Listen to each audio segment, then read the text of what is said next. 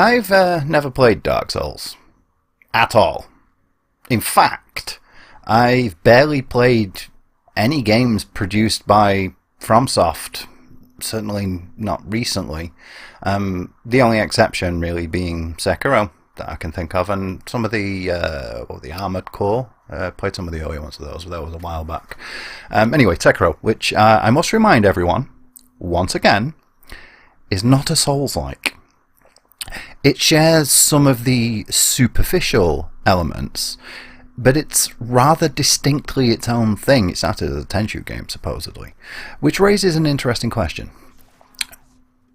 How can I be so confident in stating that it's not a Souls-like? Telling you what it is not, if I have no experience of the genre? Well, the easy answer is that I've played some other Souls-like games. It's not that it's a style of game I have no interest in, or that I can't get good enough to have a bad time playing them. The longer, more comprehensive and accurate answer will pretty much be the rest of this video. Kind of. Although it's worth saying up front, this isn't about Dark Souls. That's not the mysterious game I was alluding to last time, as evidenced by the fact I haven't played it. It's just more intimate related than... well, you'll see. There's been a lot of talk about media literacy of late, which can crawl into my ass and die in a shit-fueled, diabetic, coma-induced wet dream. What the hell did I write? It's the current go-to buzzword the navel-gazing, bad-faith pseudo-intellectuals go to because they think simply by appealing to it, it makes their argument correct. It's faded a little since I wrote this, but it's still very much a thing. The most recent manifestation of the word objectively, or appealing to a bird's-eye view understanding of fallacies, all of which, well, enough of all that. As much as I have a personal aversion to the term media literacy, it does have relevance to both what I've already said here, the previous video, and more importantly, everything we're going to discuss today. Everything we're going to say after this. If you took away one thing from my previous video, assuming you watched it, it's that I have a real bee down my dickhole about Ellie being unable to swim. And though I already expounded on why it irks me at some length, there's still a lot more context to fully contextualize my ire.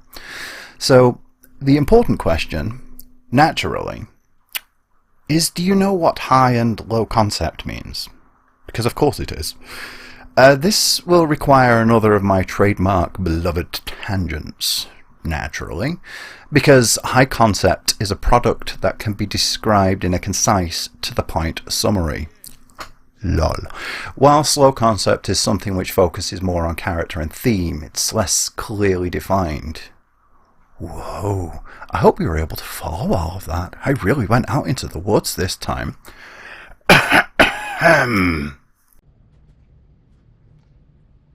Moving on.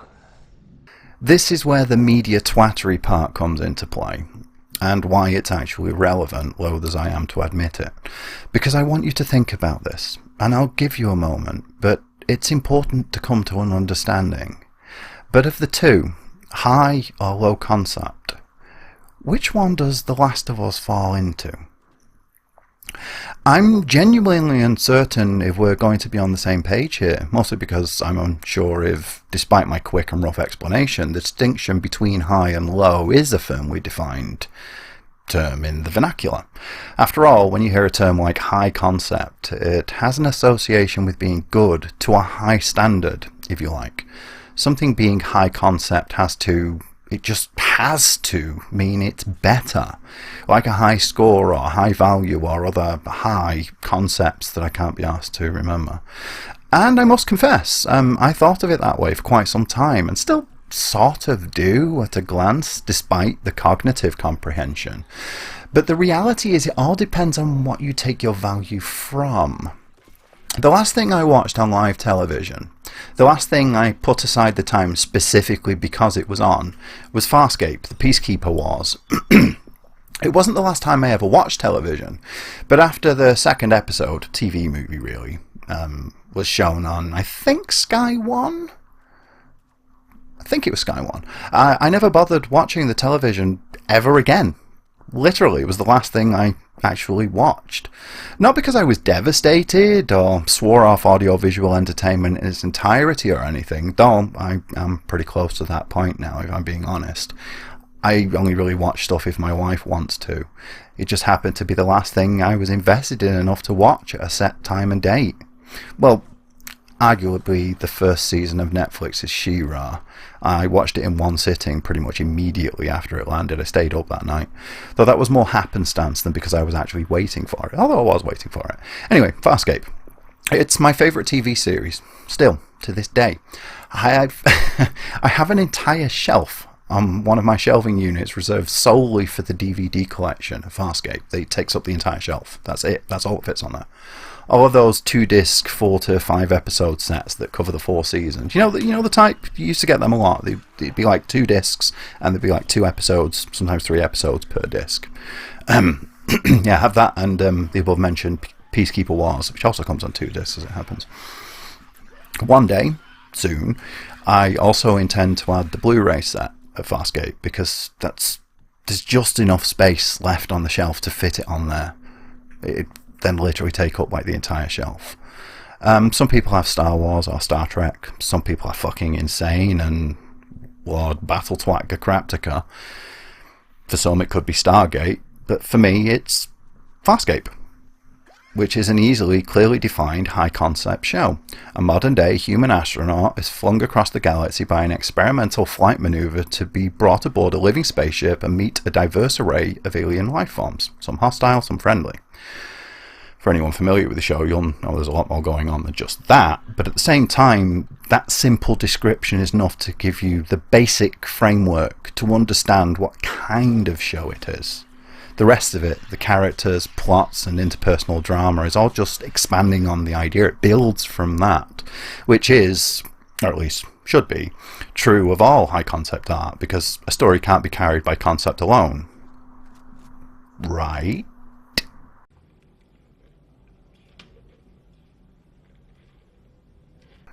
What comes to mind when I think about Farscape? It's the characters, the interactions between them.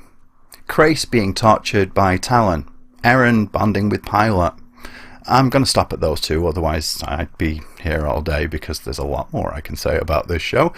Anyway, the point I'm trying to make is that it's a high concept show, but it's presented in a low concept way. The concept is, well, the concept, the moment to moment, beat by beat, continuing flow, is all about people.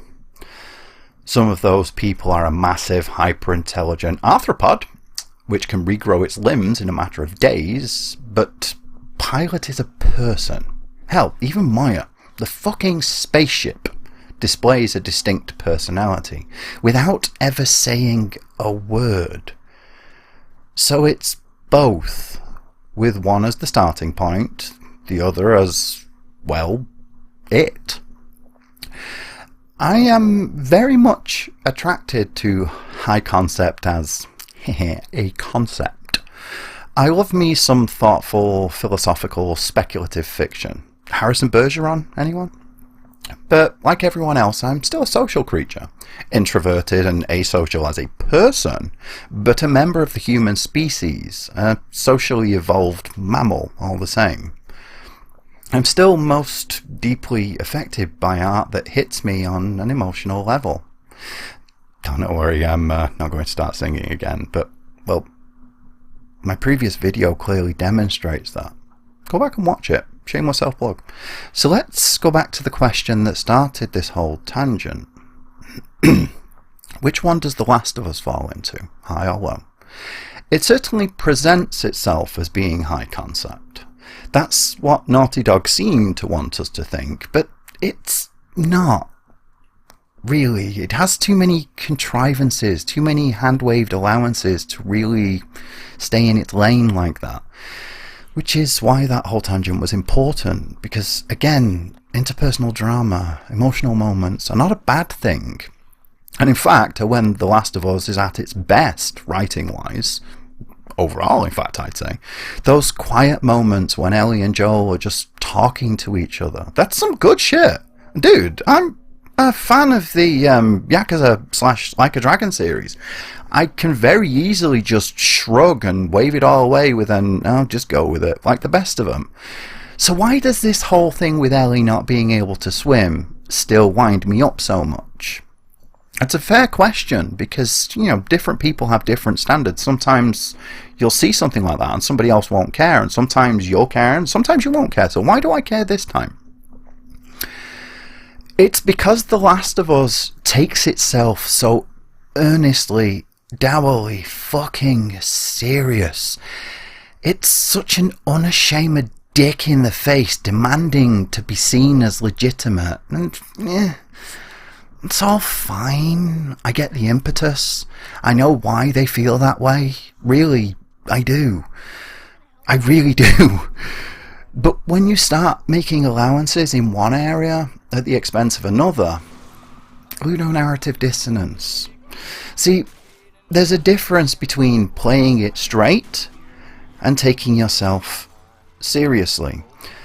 The reason Like a Dragon doesn't bug me is because it's a series that knows it's goofy entertainment.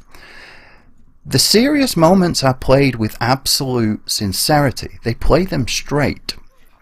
But the work as a whole is just there to be fun. The Last of Us, though, it so desperately wants to be seen as a cohesive piece of 100% straight art. Which is fucking idiotic. Because Freddy Got Fingered is art.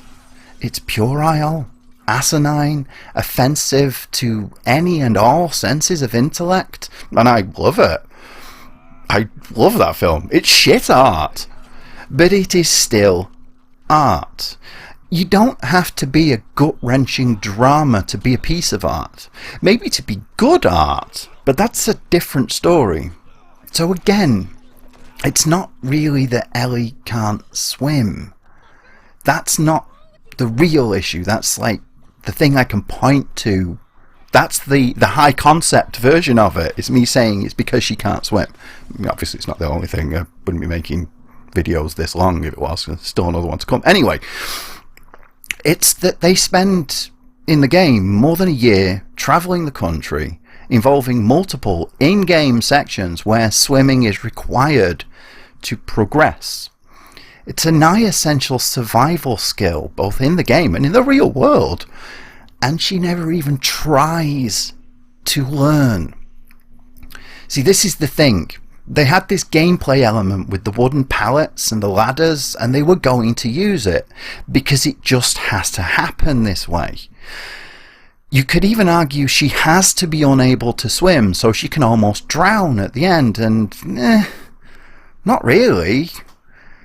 Despite what I was saying in my previous video, it's not her ability or lack thereof to swim that causes her to almost drown.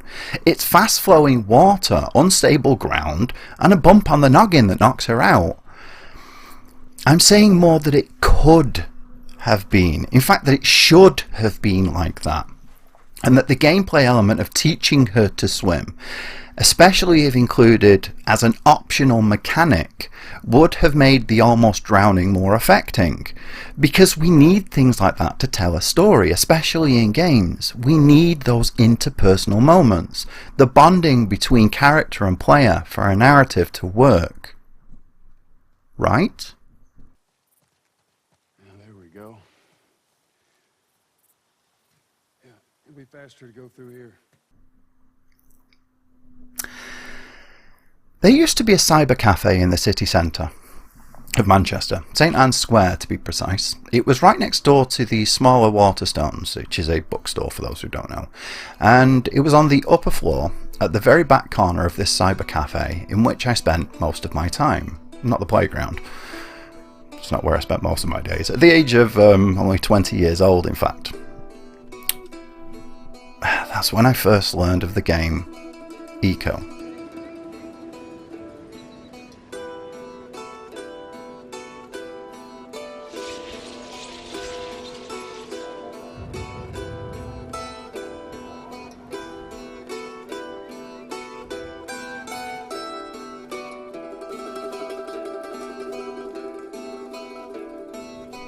I'd bought another game for the PlayStation 2 on my way to meet a friend there.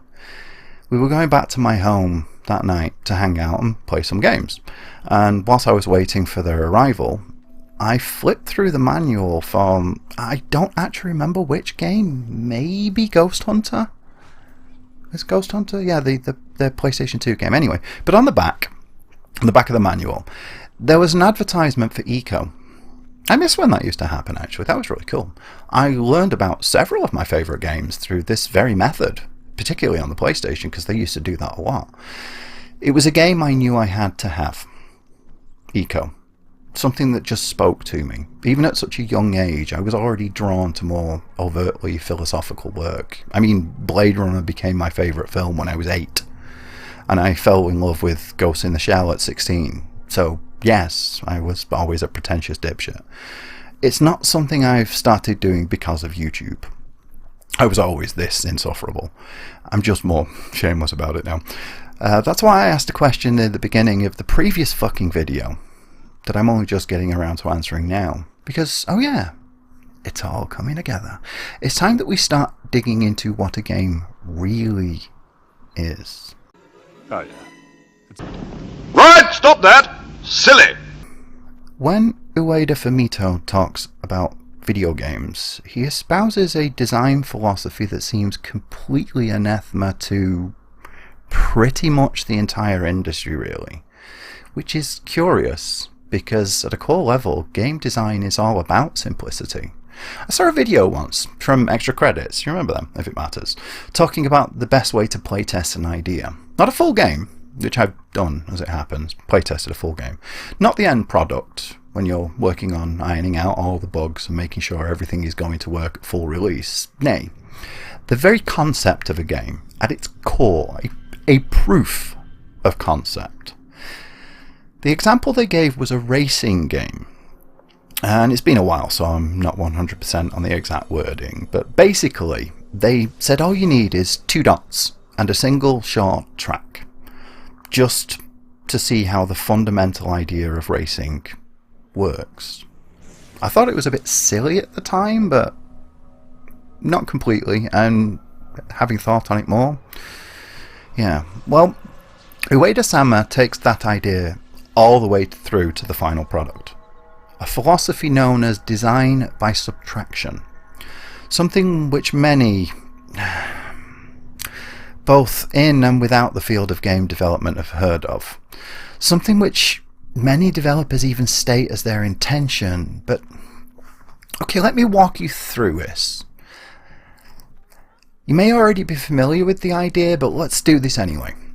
See, what this means is that when you have your idea, far from adding to it, you strip things away. Because when you have an idea, you don't just get this one idea, a lot comes along with it. So you strip things away. Everything you possibly can, even if it's a great idea. In fact, especially if it's a great idea. If it doesn't directly relate to the moment-to-moment gameplay, poof, it's gone.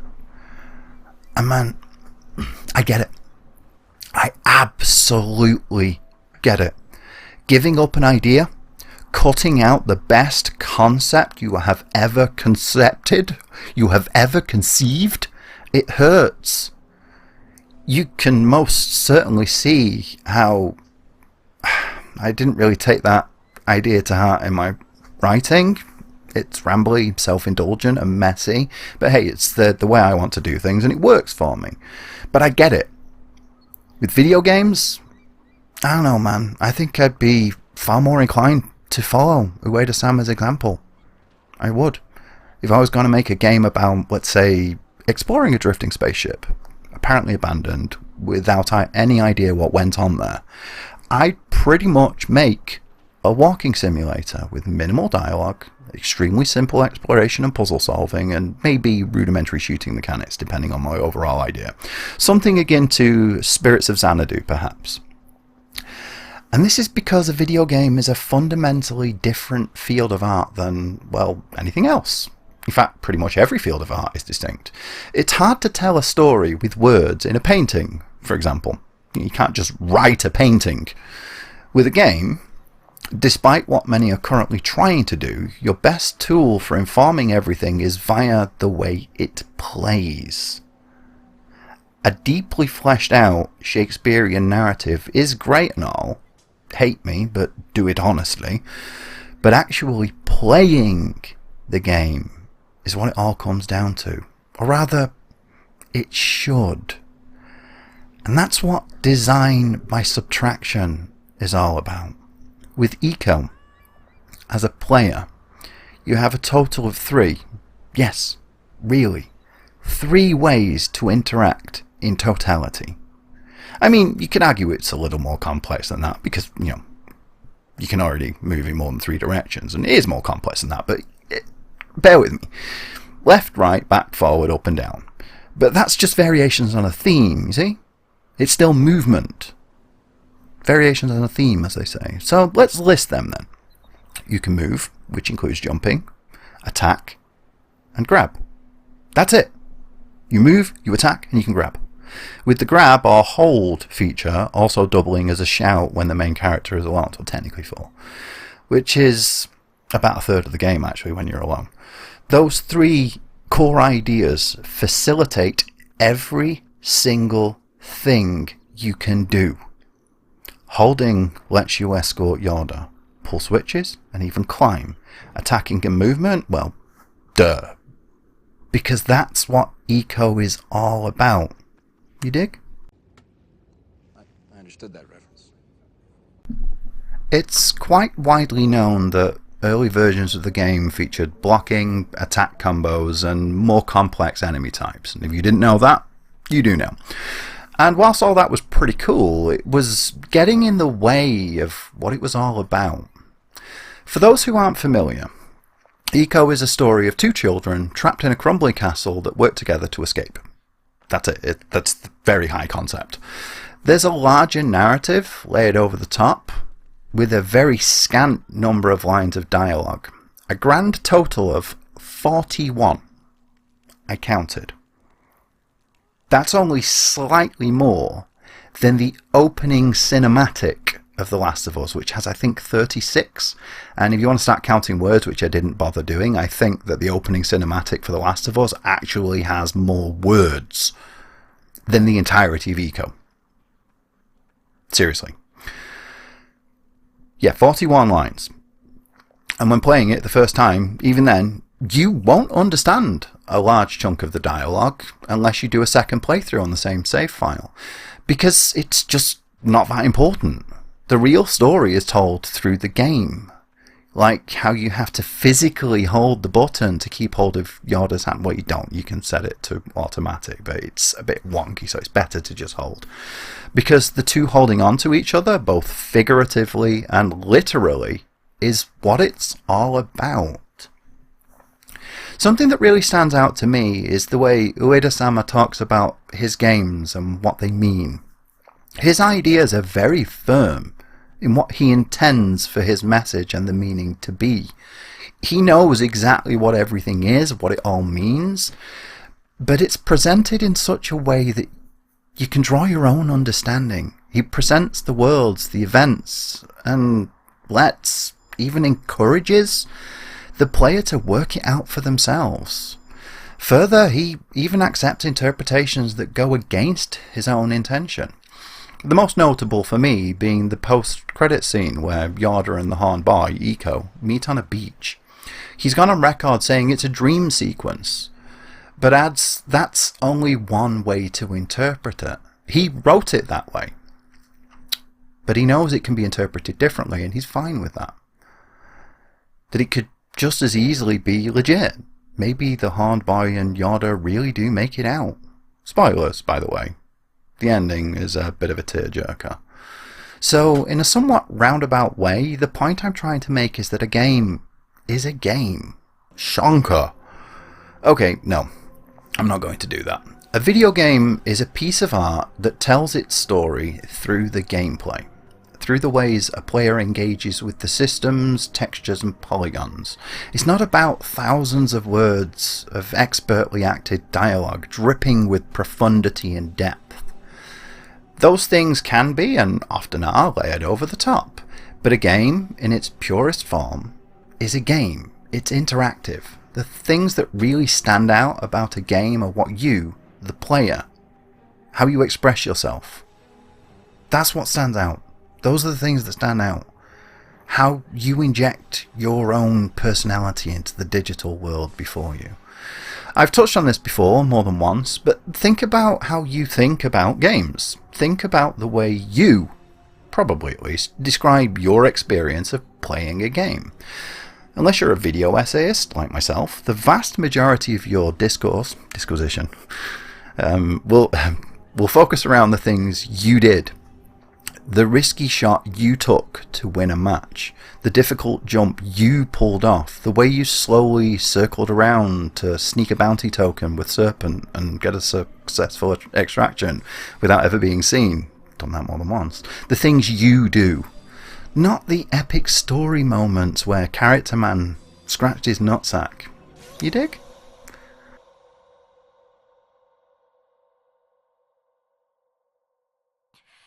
Can you dig it? So, you're probably wondering why I'm talking about Eco when this video, this series even, is ostensibly about The Last of Us. And that, dear viewer, is because the driving force behind the latter game took everything from Eco. The entire game was born from and informed by his experience of playing it as a young man, Neil Druckmann. Pretty much the same age I was, actually. He's only like a year older than me. So we were both sucked in at a similar point in our lives, I assume. I mean, maybe he played it 5 years later, but whatever, that's not important right now. The Last of Us, literally, would not exist if Ueda-sama had never made his first game. And if you have even passing familiarity with both games, it is not even remotely surprising. It's just, well, they took all the wrong lessons. Where Eco is about stripping everything down and keeping it as bare bones as absolutely possible, even if it doesn't quite achieve that. The Last of Us has so many extra bells and whistles that just get in the way. There's a fundamental disconnect between the two. Oil and water, as I've heard at least one person describe it. In the simplest terms, which is not like me, the main takeaway is that Eco was good because it was about two people working together, which is true. But The Last of Us takes that concept in a very different, much larger, much more grandiose direction. There's so much more about building the relationship between Joel and Ellie with words. They talk and talk and talk. And it's good stuff for the most part, don't get me wrong.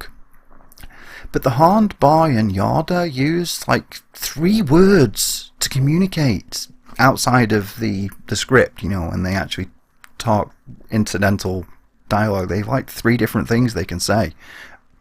I think three things each. She can say yes or no, and he can say come here, and he can shout for her or something like that. Anyway, remember that little thing I highlighted in the previous video? Probably not, because it's been ages. The way Ellie tucks in under Joel's arm. That's the most frustrating element of the entire game for me. I know it's such a tiny thing. Because you see, that's what Eco does. Tiny details like that. Like the way that Yorda shakes her head and says, I'm guessing no, when asked to do something she can't. The significance is in what she doesn't do. There are no lengthy discussions about the future or how she's feeling, what she's afraid of. Yorda expresses everything you need to know in that half second.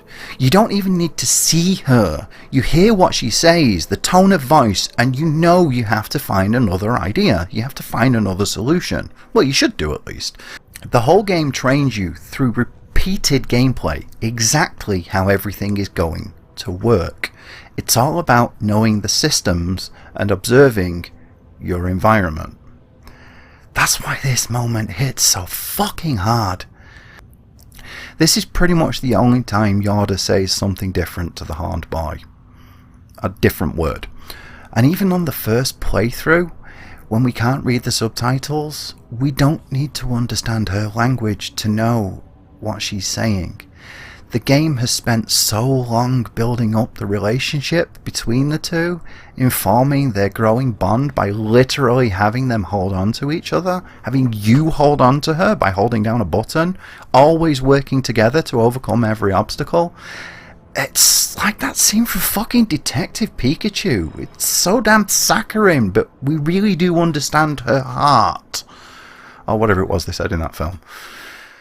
But there's even more to it, because we've already seen so many times that she's not physically strong.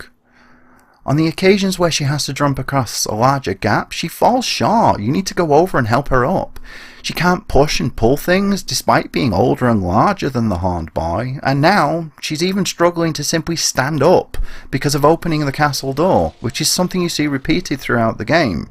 Each time she does it, you can see it's sort of hitting her, and this is where it all comes together and you realise it was actually draining her health.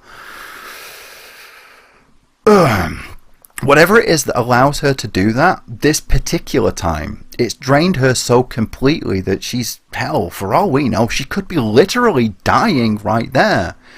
And yet, she does everything in her power to save the boy, to literally pull him up so he can keep going. Fuck, man. Tell me that isn't powerful. Just as a very idea, as a concept, that scene. Tell me that doesn't have incredible impact potential just from hearing about it. Now imagine you spent hours over multiple days maybe absorbed by the game, vicariously living through what they went through, doing everything you can to keep her safe, so that the two can escape together and have a happy ending. Desperately wanting them to escape. Imagine being so deeply invested in the journey, then being kicked in the fucking stomach with the instant realization that you failed. Because in that moment, that's how it feels. You failed. You didn't protect Yarda. You took too long. Whatever. You should have just picked her up and sprinted. Threw her over your fucking shoulder. Don't care if she gets stabbed by the horns. I mean, you can't, because that's not in the game, but that's what it feels like. And hey, that's even what Joel does. Maybe that specific sequence when they're running through the hospital is even in the game, because Druckmann thought that exact thing. Just pick her up and run when he first played this. Oh. The reason all this matters is because of Dark Souls. I told you that would be relevant. You see, it's well known, or at least I believe it is, that Miyazaki Hidetaka also got into making games because of Ico. At the age of 29, no less. Like most of the people who played it, there was just something about it that spoke to him. And it's pretty obvious in the way he makes his games. One thing I do know about the Soulsborne games, they ain't big on words. Everything is given in little tidbits, sometimes environmental, sometimes little descriptions of what an item is or where it came from. People who are familiar with the series, you know exactly what I mean. He's gotten a lot of acclaim and applause for inventing that kind of storytelling. But he just didn't. Not at Team Ico for that matter, but the point is, he gets it. He really gets it. His games aren't about hitting you with masses of exposition and meticulously crafted sweeping cinematics. It's all about presenting the data, the bits and pieces, just putting it there for you to find for yourself, or not, then leaving it up to you to work it all out, or not, if you don't want to. Because, let's be honest, despite the hundreds, thousands of hours of deep lore videos, most people play Dark Souls because they like playing the games. They like the dun-dun-dun gameplay. And the reason it's different from Sekiro is because of the gameplay, because Sekiro is a stealth game at its heart. It has the combat, yes, but that's its primary focus.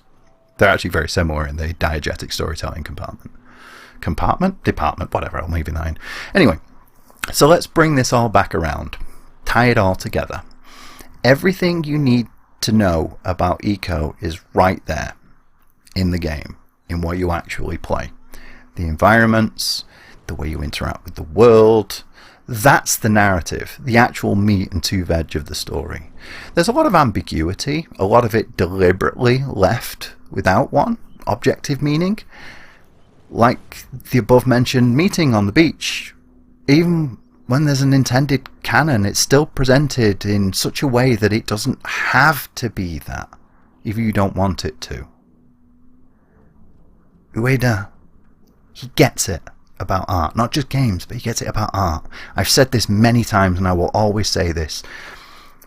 The author's intent isn't what ultimately matters. The author's intent is their intent, but once you absorb a piece of art, what it means to you will always be different. You will always inject something of yourself into it, and it's very difficult for creators to let go of that.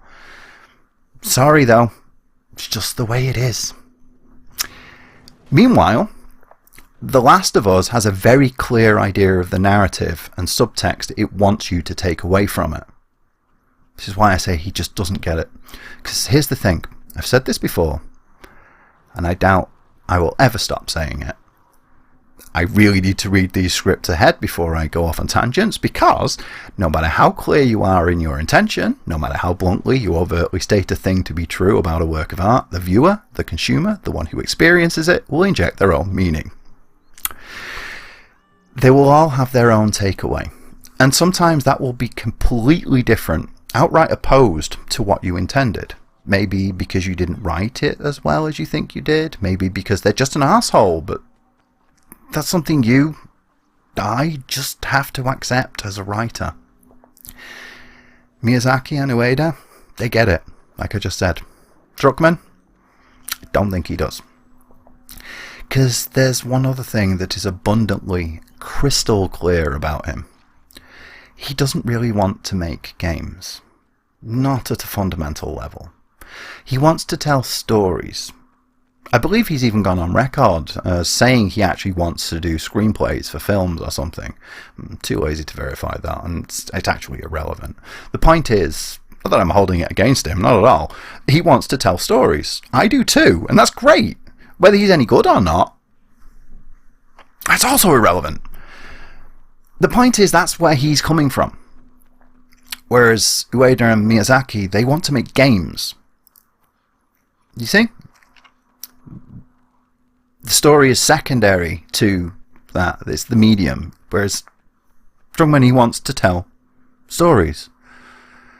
And that is why I assert, he took all the wrong lessons from Eco.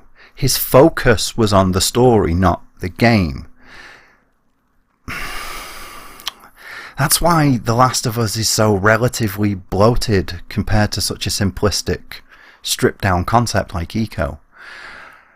I would say it's impossible to do something on the scale of The Last of Us in game form, but that would be incredibly short-sighted and naive of me, because there's always some mad genius who can and will come along that proves me wrong. In fact, wouldn't you just know it? Someone already did. Which is why I've opted to make this a 3-part series, because, you see, there's one more game I want to talk about. One which, I will forever insist, does everything The Last of Us wanted to do, and did it with all the same aplomb as Eco. All of the scale and complexity, but in a much more trimmed down and to the point methodology. They told the story, again, through the game, and hey, wouldn't you know it? It was Ueda Fumito-sama who did it. So, next time, how bleeding long that takes, I've already started writing as it happens, I'm going to bring this all to a close by taking a look at The Last Guardian. Until then, thank you for sitting through all of this. I have a Patreon if you would feel so inclined as to help me out in some way. Not expecting anyone to. It's been a few years now and I still don't have a single patron, so hey, you could be the first. It's still there. If you agree, disagree, whatever, tell me about it down below. Or move on and ignore me. It's all good. I've said this before, but I do this for the pleasure of it, so I'm not going away anytime soon. And either way, whatever way, so she wrote, and thank you for watching.